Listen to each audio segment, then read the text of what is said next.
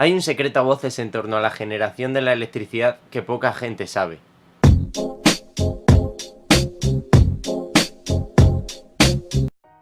Desde el colegio nos han explicado, si es que nos lo han explicado, que para generar electricidad hay que girar un generador a través de una turbina u otros métodos. Pero, ¿por qué hay que girar? ¿Por qué esta obsesión con los movimientos circulares? Bueno, para hablar de ello vamos a tener que ver un poco de electromagnetismo.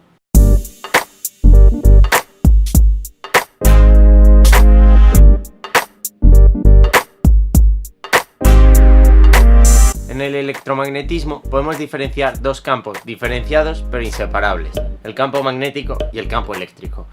Si alteras uno de estos campos, el otro también se ve afectado, por lo que, en un sencillo experimento, se observan ciertos fenómenos. Si hacemos pasar una corriente a través de un cable sobre una brújula, la brújula se colocará perpendicularmente al cable. A la inversa también funciona. Si tú mueves un imán en el interior de una bobina, se genera una corriente eléctrica en esta. A esto se le llama inducción magnética, la cual descubrió el gran Michael Faraday. Lo que ocurre aquí es que al alterar el campo magnético, también altera el campo eléctrico, haciendo que el movimiento de las cargas, en este caso electrones, varíe, moviéndose en cierto sentido y con una determinada fuerza.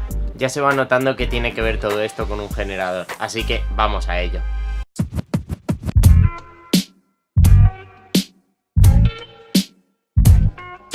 El funcionamiento de un generador consiste en un imán, el cual gira, alrededor del cual están situadas varias bobinas, conectadas en serie. El imán, al girar, altera el campo magnético, alterando a su vez el campo eléctrico de las bobinas, creando una corriente continua en ellas. Y así de sencillo es como se obtiene energía eléctrica. Pero alguno se preguntará, ¿y cómo se obtiene la corriente alterna que utilizamos en nuestra casa? Buena pregunta.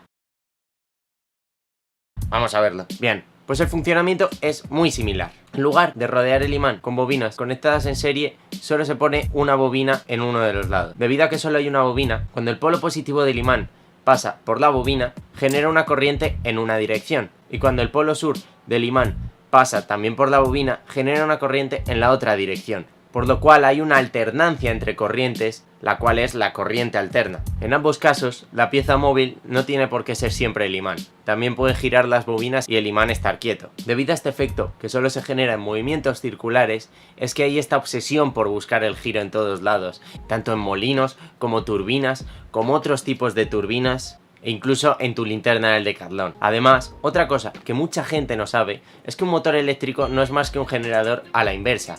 En lugar de hacer girar el imán, le inducimos una corriente eléctrica a la bobina, con lo cual generamos movimiento en el imán. Y así de sencillo es como funciona toda la generación eléctrica y la generación de movimiento a partir de electricidad. Gracias a esto existen los Teslas, existe tu mando de la Play, existe prácticamente todo lo que tienes. Es verdad que este efecto no es el único que genera electricidad, también hay otros, como por ejemplo el efecto fotoeléctrico, el cual se aplica en los paneles solares, pero no es el más común. Y creo que con esto pues ya estamos.